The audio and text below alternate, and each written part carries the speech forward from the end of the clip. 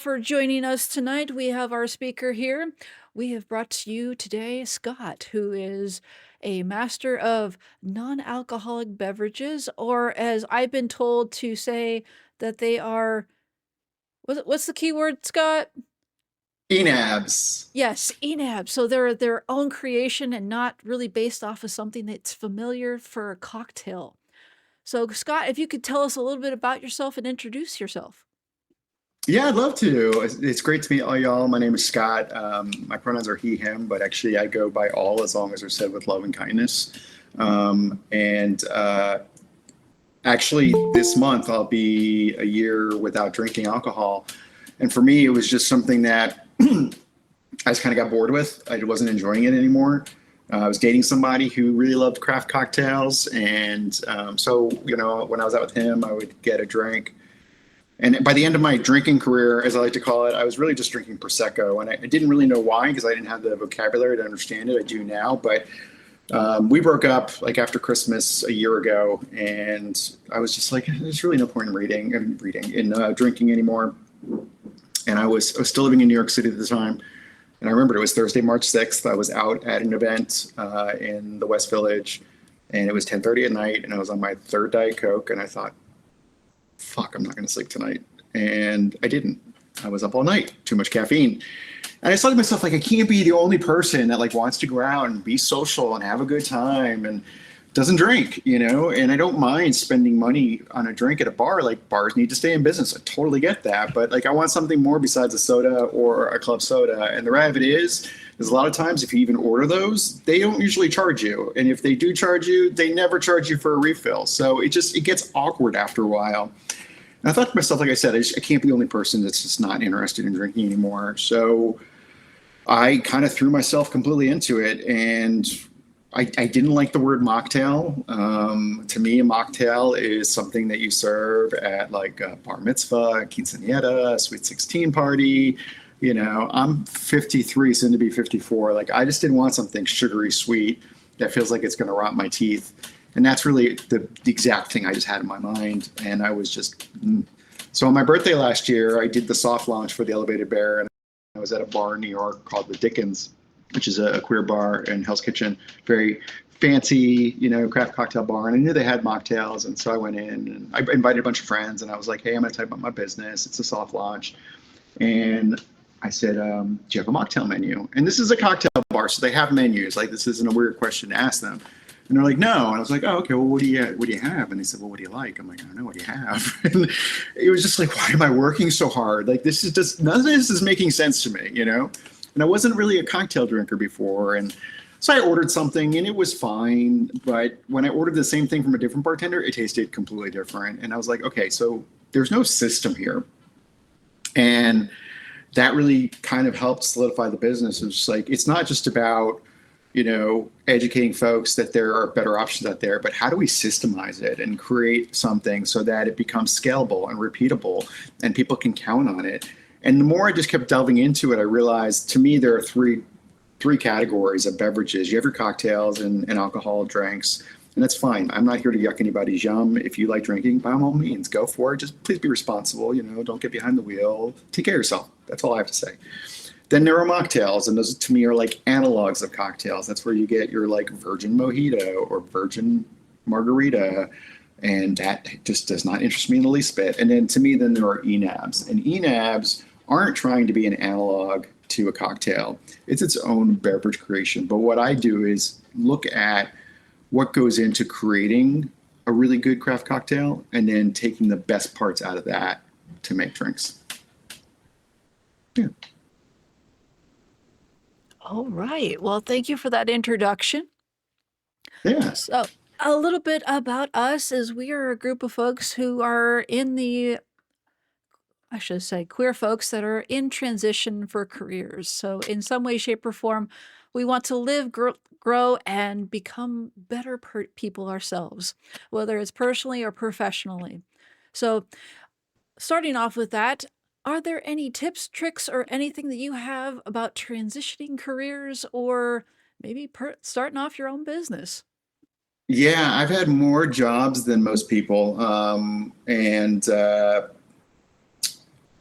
I lived in New York. I'm from all over. I was born and raised in Jersey. My family moved to a suburb of Dallas when I was 16. I went to high school and college in North Texas, and I bounced around ever since from there. I worked in Dallas for a bit, then moved to New York when I was 27.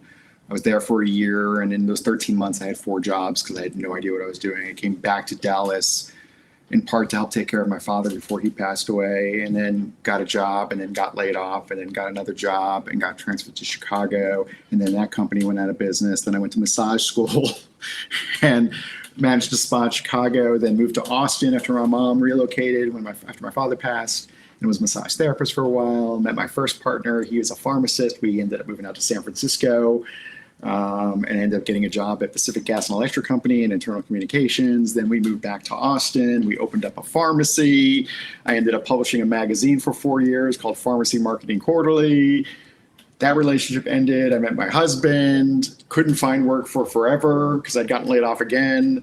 Then we moved to New York 8 years ago. And in that 8 years, I had 7 jobs because COVID just really was wackadoodle. And most of my career has been in nonprofit fundraising, and unfortunately in fundraising, I don't know why, but nonprofits think, let's get rid of the people who make the money when times get tough. Let's forget about marketing, you know. And I understand they don't want to cut services, and I get that. But at the same time, if there's not money coming in, you're in a state where you're seeing a lot of nonprofits right now struggling to stay afloat. Those grant opportunities that used to be there 3 years ago are drying up. COVID gave a kind of false bubble because people were so super generous, and then that's pulled back. And it wasn't super great for everyone. It was super great for very specific, audiences. And so, I found a job in New York that I loved, but I just was not syncing with my team. And I kind of loved it. I was managing an event space at a nonprofit, and I loved it because I was on a team, but I was really kind of working for myself. But I just kept butting heads. My boss was like more concerned with where my desk was than if I was meeting my numbers. And that just is like really, I like to say, it frosted my cookies. It made me nuts. And my husband and I have been separated for about 3 years, and we're best friends. I love him to death. We had just been kind of roommates for like the last 2 years that we lived together. He's still in New York. He's in the Hudson Valley now. And I decided to move back to Austin, but also decided like it was time for me to work for myself again. I really missed being my own boss. I'm the best boss I've ever had. I'm really good to myself for the most part. And I wish I paid myself a little bit better. I'm not going to lie.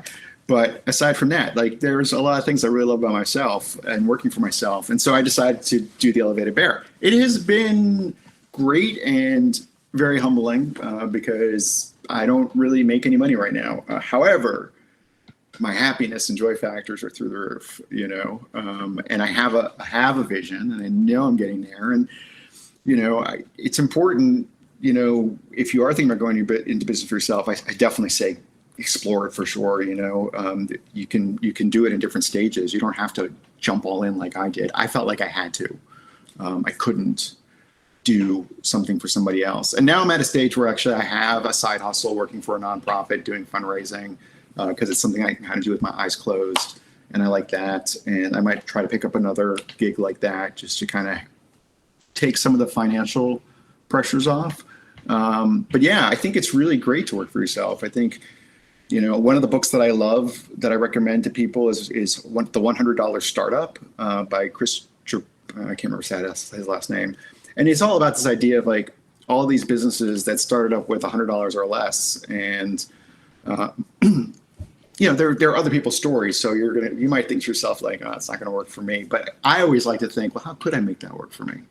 Like, what can I learn from that and make that work for me? And this business has gone through so many iterations. It wasn't even the Elevated Bear when it first started. It was called So Bear because, I used to be heavier. I used to be about 70 pounds heavier. So I looked more like a bear, and I identified being part of the bear community. Although it's weird because apparently I've been told lately that, I'm not really a bear anymore. And I was like, can we stop policing like what these communities are supposed to mean? Like, and also elevated otter doesn't really sound as good, But anyway, I digress. I forget where I was going with that. Oh, but yeah, reading the book and kind of just, seeing what's out there for you, and looking at like what really, you're passionate about. And I think the true test becomes like, if you don't see a way that this generates money for you, then that's when it's not a business, it's an expensive hobby. And I think that's the key thing, is being able to differentiate that. And there's nothing wrong with having an expensive hobby, by all means, like, go for it. But yeah, I think it's great to like really explore that. I've taken courses like Marie Forleo's B School, which is like a 6-week online course. I bought it honestly like 15 years ago, and one of the things I loved about it was that it was a pretty penny. I think I paid like $1,800 for it, but you have lifetime access to it. And so I've gone back to it multiple times. Now, Marie's not everyone's cup of tea, so you need to find someone that you resonate. But, growing up on the East Coast, she's from Jersey as well. Like, I get her style. It's kind of like, in your face, and I like that. I do a lot of reading, and often when I'm inspired by something, I really try not to look at people in my category, because that's what the urge is to do. And instead to look at like, well, what are brands that I really love? Like, why do I love that brand? Like, what's good about it? What makes it resonate with me? And then what can I pull out of that business to try to bring into my own? Oh, the business was called So Bear. That's where I was going with that. And then I have a habit. So my one piece of advice is, I think it's good to start before you're ready, but don't start too much. And what I mean by that is, I was like, gonna do So Bear, bought the domain name, So Bear Events, and then I found out that it's registered, and so I can't use it. I mean, I probably could use it, but I probably shouldn't use it. And then also I kind of realized, like, well, it's not really sobriety that I'm so much focused on. It's really about hospitality. How do we make our spaces more hospitable? And the best way I know how to do that is through non-alcoholic beverages. I saw a class happen, that it was a pasta making class for teammates at LinkedIn. And it was amazing. It was beautiful. But the first thing I noticed when people walked in, they were handed an Aperol Spritz. I'm like, okay, well, what if you don't drink? Oh, well, they have like Italian soda water. Okay. And then they go through this whole spiel, like, we're in it with you. You're going to make the pasta, and we're going to cook it, and we believe in you, and you're going to eat what you make, except for the 3 people who had celiac disease. They didn't get to eat what they made. And one of them doesn't even touch gluten. So you have 2 people participating. All 3 of them are eating pasta out of a plastic bag, and it just was like, this is a disconnect. And it just kind of made me think about, resonate with me with being queer in a way, right? Because there are so many times that I think people just they're not intentionally trying to leave us out, and they're not purposely not thinking about us. It just never crossed their minds, and I kind of feel like that's never been acceptable, but it's especially now not really acceptable, because we have access to so much more information, right? And it's not like you have to go up to a trans person and say, hey, tell me about your life being trans. No, you can just Google it. Like, it's all there.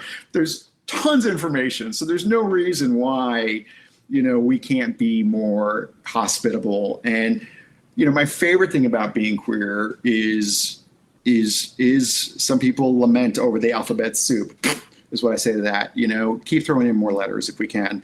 Is it a mouthful? Sure it is, but let's bring everyone to the table, because that's who we are.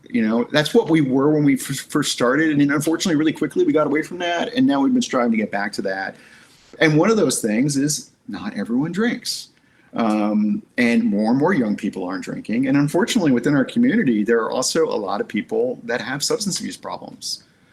And for many of us, the bar may be that one place still where we really feel comfortable to be our authentic selves. I've been a professional homosexual since my first job, because I worked at an LGBT organization. So my boyfriend kind of, he laughs at me, because he's like, how did you know? Is he gay? I'm like, I think so. I don't know. He's like, well, why do you think so? I'm like, I just assume everyone's gay. He's like, why would you do that? I'm like, well, everyone assumes everyone else is straight, so I just assume everyone's gay until they tell me otherwise. Like, is that bad? Like, why? That's why. That's it. Everyone's gay. Just makes it easier. You can let me know if you're not. But honestly, if I'm not interested in dating you, it doesn't really matter what you are. And I already have a boyfriend, so it doesn't really matter to me. So. Well, let's go ahead and open up the floor for questions. Yeah, please. I'll jump in. So yeah, thank you so much for being here tonight, Scott. This is like I was a little curious about sort of the like logistics early on of, well, you said you'd been job searching, so you weren't working at the time or didn't have a full-time job at the time, but like um, what you did to kind of kickstart things other than buying soberevents.com preemptively. Yeah, so I was working at God's Love We Deliver in New York City, and what happened was is I came home for Christmas, and my relationship with Bob had ended, and there was just nothing really in New York that was saying like stay here, and I wasn't super happy at my job, and I love my family, they're great, but something my family sometimes drive me nuts, but when I came back for Christmas, it was just really one of the best visits I ever had. And my nephew is now 10, so he was 8 back then. And I thought, you know what, he really loves hanging out with Uncle Scott, and that window's closing, and it'll reopen again, but it'll close, so maybe now's the time. And my mom was like, it's like, I think 76 now. And so I was just like, I don't want to think about this, but they're just, time is happening. Right. So when I went back home, to New York, I think I might move back. And then it was like, well, what am I going to do? And then that, like I said, the March 6th thing happened to me. And I was like, I think I'm going to open up my own business. So I had money saved aside that I used. And then I kind of lucked, I have a life insurance policy. And the way it works is that I put money into it. And the way it's set up was I was actually able to remove like $18,000. And so I was living on that for a while. Right now, it's very hand to mouth, and thank goodness I'm ambidextrous when it comes to looking for money. But it was just, some of it is okay. Well, how can I make money short term, and then what is my bridge income? That is something I really don't want to do, but I'm willing to do it because it's a pretty penny. But what is my ultimate goal?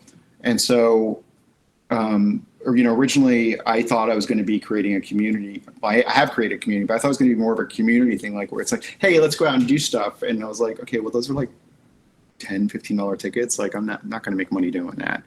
So I still want to incorporate that, but that's not what I want to do. So I started off with classes, and I was doing monthly classes, and then that was giving me some good income, but I was spending so much time trying to fill those classes that I was like, this just isn't worth it. So those are on the kibosh right now as of today, actually. And then I did outreach. So like I got a gig and so basically to answer your question, Liz, is look for unexpected opportunities and like outside the box. So I got a call from Lush Cosmetics, and they make bath bombs and stuff. And I network all the time. I talk to as many people as I can. I'm a member of the Austin LGBT chamber here, and that led my name to be thrown in the hat. They called me up, and they wanted me to make 3 e-naps based on 3 of their bath products. So I made the Alien Egg Farm, the Ghosty, and the Pumpkin Pumpkin. And it was great. I got paid, it was my highest ticket item at the time, serving drinks for 2 hours, served about 100 drinks. Then I worked with Samsung, the employee resource group, and that was an hour of teaching. That was my second highest ticket item. And I thought, oh, well, this is what I'll be doing. And honestly, after those 2, it's been like pulling teeth trying to get another one. But it's always kind of like looking and seeing what's out there, and then also realizing like this is not going where I want it to go. Why am I banging my head against this door when no one's answering it? So they're available if people want to talk to me, but I'm just not busting my hump on it. Okay, so one of the things that I love that I do, so if you go to 100startup.com, it's that book I was telling you about. Mm-hmm. And what I love about that is on Chris's website, he has free business planning tools. And one of them is the 1-page business plan. And it is the perfect place to get started because it's so simple. It's like, what do you do? Who is it for? How do you make money? Yeah. How are you going to hustle? Is there another way to make money off this idea? What are your metrics of success? What is an obstacle? What's another obstacle? And is it what you would go into a bank with? Absolutely not. But it just gives you a chance to get your idea on paper without it being a whole thing. And I learned in mid-November that I have ADHD, which explains so much. But after that diagnosis and getting Medicaid for it, like life has become a lot clearer, because for me before it was just generating a lot of paperwork felt like success to me. So really, I think number one, getting laser focused and realizing, like in Marie Forleo's B School, she often talks about how like if you think about, you're going to have like 10 million ideas and then you have to prune them. which is going to feel so painful because you're like, what about this? And what about this? What about this? But if you think about like with a tree, when you prune a tree, that makes that tree stronger. So you start to whittle down. I would get focus groups, talk to the people that, you see as being your customers. Go to check out other NA bars and see what's going on. Go get on Reddit is amazing for like seeing people posting and what they're posting. Yeah. There's a lovely bar in Manhattan or in Brooklyn called Mockingbird. And they're queer owned. I love them. Okay. And but they're not just a bar. Like they do catering as well and mobile bartending, and they do events there. They have like paint and sip nights and other things. And every time I've gone there, like I've been just blown out of the water with their drinks. They do a really nice job. I have a ton of product in my house right now. I get product all the time. A lot of it I don't really care for, to be honest with you. And it's not that it's bad. It's just that when you're making a cocktail and it calls for gin, there are people, of course, who are going to argue with me. But gin is gin is gin is gin is gin. It's gin. It pretty much has the same flavor profiles. But all of these NA spirits are all made with their own proprietary formulations. They're not gin that's had the alcohol removed, right? Mm-hmm. So you can't just swap out ingredients. It's going to change the whole flavor profile of the drink. So I worked with a bar in New York, the Dickens, and I made their menu, and I made it with all food-based ingredients. And I'll tell you why I think that's super smart is your profit margin goes through the roof. So for a cocktail, the average profit margin is somewhere between like, let's say 82 and 92%, because you got the cost of liquor and then the taxes on that. With an NA spirit, it could actually decrease and be lower than that because a lot of those companies, like they're small mom and pop shops. So you're not getting wholesale prices the same as you would on liquor. Whereas mine all use all food-based ingredients. And so your profit margins are between 92% and 97%. So by all food-based, you mean like not purchasing like a product as one of the ingredients, but it would be all stuff you'd make in-house. Yeah, so I have a drink called the Midnight Tropics, and it's you take a rocks glass, you rim the glass with honey. You could use agave or maple syrup if it's someone who's vegan. Coat it in coconut, throw in a large 2-inch ice cube into that rocks glass. Then in a cocktail shaker, you're mixing up cold brew concentrated coffee with full fat coconut milk and a little bit of vanilla simple syrup and aerating the crap out of it, getting it all nice and integrated. And then you pour it into the cup of the coconut and a little bit of sweetness. And so there's all these different things, and we haven't even talked about scent yet. So all these things are going on that they make you pause. And that's what I think is really the most important in creating a menu at a bar is how do you create sip-worthy drinks? Like when I took folks to a bar crawl the second Sunday in January, and the second bar we went to had a no espresso martini, which I was like, well, that's the stupidest name ever because it clearly has espresso in it. And I get what they're trying to do by saying no, but that's alcohol, not espresso. And so it kind of misses the mark. And then it tasted like coffee ice cream, which was nice, but it had like the mouthfeel of water. So it went down too quick and you couldn't savor it. Even if it's stressful, like, oh, how am I going to pay my bills? At the same time, it's just like, okay, I didn't do anything morally reprehensible today. I got to choose exactly who I wanted to work with. I got to say no to people I don't want to work with. I still give back a lot because I don't have a lot of money to give, but I have time and expertise. I've had the opportunity to speak to a group of high school students who are in a special culinary program here in Austin. I've been invited to speak at the community college, and now that I've spoken, they've let me know that they're going to add I've asked for an honorarium for the fall, and so they're going to build that into their budget so I can get paid for that, which I hadn't thought about at first. So looking for that as an opportunity. I'm in the process of rebuilding my YouTube channel, which is really kind of how I'm using to build my pipeline. I formulate drinks, and I'm really good at it. I have a 4-pillar system that's focused on the physics, the engineering, the perfumery, and the hospitality. I can take any recipe and elevate it so that it is hands down. And The other thing is I would say is like, there's nothing wrong with looking at recipes, but honestly, if you start looking at recipes, you'll notice no one ever tells you like what it smells like, what it tastes like, how it should make you feel. None of that. It's usually just a pretty thing. And we all know that there's a lot of beauty with no substance. Well, we are at time, so I just want to say thank you, Scott, for joining us today and teaching us all about the elevated bear and also a little mocktail, the coffee one, which you mentioned, which I see a lot of folks that were like, oh yeah, I'm totally going to make that sometime Yeah, I'm soon. happy to share the recipe with y'all. So I'm going to share 2 recipes with y'all. One is called, do I have a few seconds to talk, or do I Oh yeah, you're by all hard to means. stop? Okay. I have 2 recipes I'll share with you. One is called the kimchi 5-spice refresher. My boyfriend likes to say I'm thrifty. I'm cheap. So I love kimchi, and I was like, what am I going to do with the brine? I feel weird about throwing it away. Some people marinate meat with it, but that just seems complicated to me. So I made a drink out of it.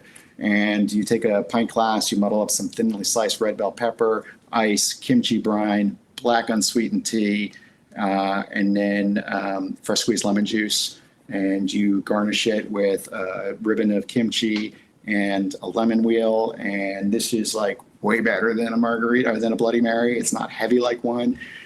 I try to be it's very important to me as someone who's white to, if I'm using an ingredient from another culture, that I want that ingredient to be the star of that drink and be in line with where it comes from, and not just be like, oh yeah, I put kimchi in, isn't that cool? So I'm trying to be really intentful on that, but that's a lovely drink. And you could use pickle juice if you wanted to, or anything that's in a brine you could use.